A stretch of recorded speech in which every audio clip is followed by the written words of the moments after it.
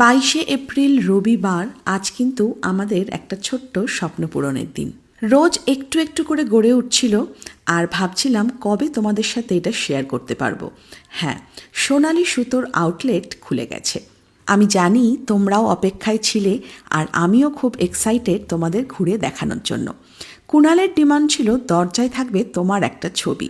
প্রায় 150-200 বছরের পুরনো এই বাড়িটাকে সুন্দর একটা বুটিকের রূপ দেওয়া হয়েছে। সেই সাবেকিয়ানাটাকে মাথায় রেখে এমনভাবে বুটিকটাকে সাজানো হয়েছে যেখানে মানুষের আসলে মনে হয় এটা তো বাড়িতেই বসে রয়েছি। পুরনো বাড়ি মানেই থাকে কুলুঙ্গি, আর সেই কুলুঙ্গিটাকেই ঠাকুর ঘরের রূপ দেওয়া হয়েছে।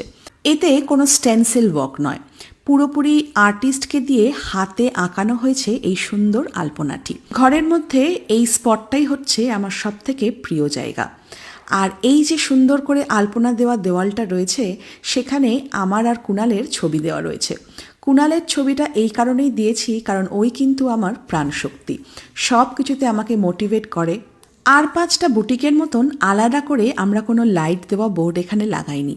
শিল্পীকে দিয়ে আলাদা করে এই আলপনাটি আঁকা হয়েছে এবং সেখানে আমার সোনালী সুতোর লোগোটা যেটা রয়েছে লক্ষ্মীর পা, আর এই লক্ষ্মীর পায়ের আইডিয়াটা কিন্তু আমার। ঘরের মধ্যে রাখা হয়েছে একটা কোজি কর্নার, একটা ডিভান, যেখানে তোমরা এসে আরাম করে বসে আমার কালেকশনগুলো দেখতে পারো। আর এই থিমের সাথে ম্যাচিং করে রয়েছে সুন্দর কার্টেন্স। এখানে সাজানো রয়েছে সোনালী সুতোর সব ধরনের কালেকশন। তোমরা এসে এখান থেকেই বেছে নিতে পারো তোমাদের পছন্দের জিনিসটি। আর এখানে তো অবশ্যই রয়েছে আরও অনেক ধরনের কালেকশন।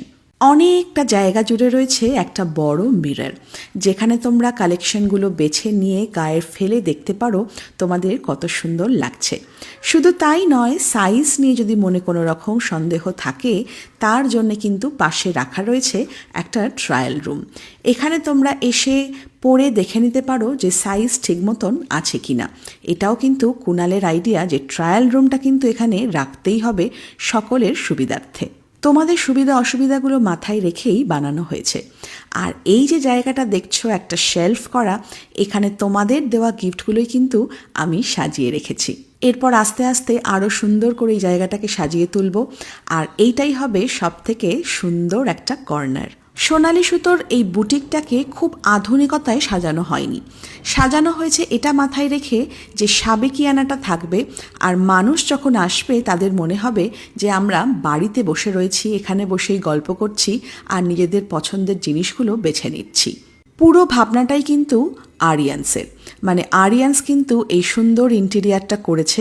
তার নাম নাম্বার তো স্ক্রিনে থাকছেই, আর যে শিল্পী এই সুন্দর আলপনাটি এঁকে দিয়েছে তার নাম্বারটাও আমি স্ক্রিনে দিয়ে দিলাম। তবে তোমাদের কেমন লেগেছে অবশ্যই জানিও, অপেক্ষায় থাকলাম।